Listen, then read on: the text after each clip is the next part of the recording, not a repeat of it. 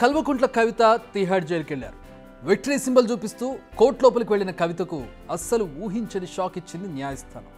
ఇంత జరిగినా కవిత చెబుతుంది ఏంటి మీరే వినండి.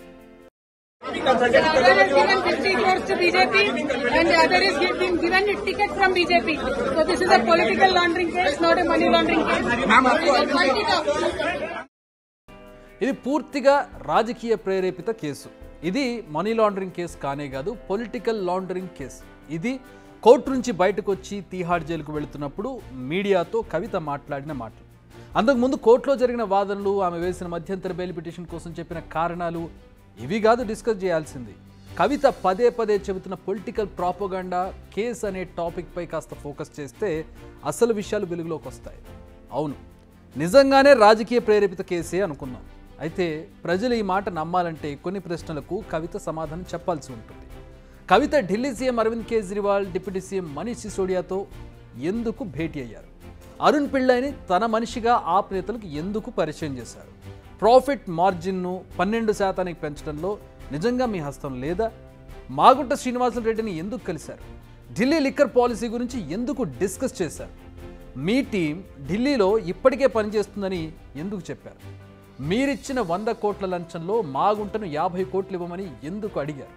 మీ సీఎం బుచ్చిబాబు మాగుంట రాఘవ ఎందుకు భేటీ అయ్యారు?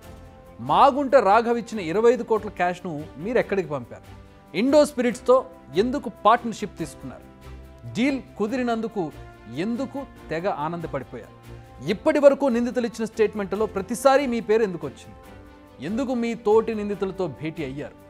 ఎందుకు ఆడియో వీడియో కాల్స్ మాట్లాడారు? ఈడీ ఆధారాలుగా చూపిస్తున్న చాట్ ఇమేజెస్ కూడా అబద్ధమంటారా? ఎందుకు మీ ఫోన్లను ధ్వంసం చేశారు? ఎందుకు పదే పదే మీ ఫోన్లను మార్చారు? ఈ కేసులో అన్నీ తానే వ్యవహరించిన అరుణ్ పిళ్ళైకి బాస్ మీరు కాదా? చాలాసార్లు అవకాశం ఇచ్చినా సరైన స్టేట్మెంట్ ఇవ్వలేదని ఈడీ చేసిన ఆరోపణలో నిజం లేదా? ఇవన్నీ కవిత కస్టడీ పిటిషన్ ఎన్ఫోర్స్మెంట్ డైరెక్టరేట్ చెప్పిన విషయాలే. కవిత ఎప్పుడు ఎలా ఈ స్కామ్ను స్టార్ట్ చేశారు? ఎవరెవరితో ఎప్పుడు భేటీ అయ్యారు? ఏం మాట్లాడారు? ఎందుకు మాట్లాడారు? ఇలా ప్రతి అంశాన్ని ఈడీ తన చిట్టా బుక్లో పొందుపరిచింది. విషయం ఇలా ఉంటే కవిత ఏమో తనది రాజకీయ కేసు అని ఆరోపిస్తున్నారు. రాజకీయ కుట్రలో భాగంగానే తనను ఈ కేసులో ఇరికించారంటున్నారు. మరి ఏది నిజం? కళ్ల ముందున్న ఈ సాక్ష్యాలను నమ్మాలా? కవిత చేస్తున్న ఆరోపణలను నమ్మాలా?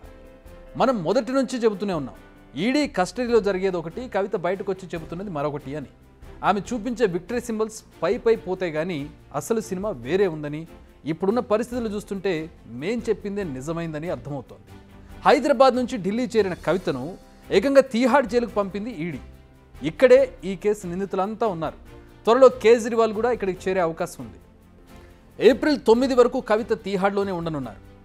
నన్ను తాత్కాలికంగా జైల్లో పెట్టొచ్చు, కానీ నా ఆత్మస్థైర్యాన్ని దెబ్బతీయలేరు అని కవిత చెబుతున్న మాటను మనం ఈరోజు విన్నాం. కడిగిన ముత్యంలా ఈ కేసు నుంచి బయటకు వస్తా అంటున్నారు. మంచిదే, కానీ కేసులో అసలు నిజాలు బయటకు వస్తే కవిత ఇదే మాట చెప్పగలరా?